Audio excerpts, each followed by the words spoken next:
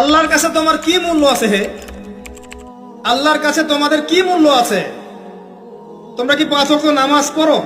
তোমরা কি পর্দা করো? তোমাদের মধ্যে হায়াবোধ কিছু আছে?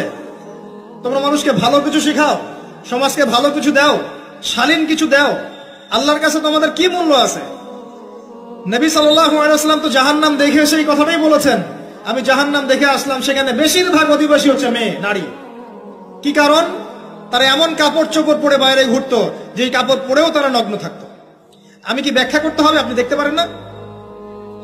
এবং তারা স্বামীর সাথে কুফরি করত। সারা জীবন স্বামী যদি তাদের ভরণ পোষণ দেয়, ভালোবাসে, মহব্বত করে, তাদের জন্য জীবনটা ক্ষয় করে ফেলে, এক পর্যায়ে গিয়ে বলবে সারাটা জীবন তোমার কাছে কিছুই পাইলাম না। বাস্তব। এগুলোর কারণে মেয়েরা বেশি বেশি জাহান্নামে যাবে। এবং তারা মানুষ মারা গেলে মাতম করে, বুক পিঠ চাপড়ায়, এই কারণে যাবে। এবং তর্ক লাগলে অভিশাপ দেয় বেশি, এই কারণে যাবে। আল্লাহ পাক আমাদের মা বোনদেরকে হেফাজত করুন। তবে একটা হাদিস আছে সুসংবাদের।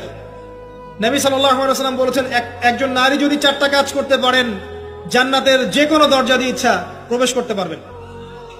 1 নাম্বার 5 ওয়াক্ত নামাজ, 2 নাম্বার রমজান মাসে সওম, 3 নাম্বার আপনার লজ্জাস্থানের হেফাজত অর্থাৎ খাস পর্দা, এবং 4 নাম্বার আপনার স্বামীর আনুগত্য।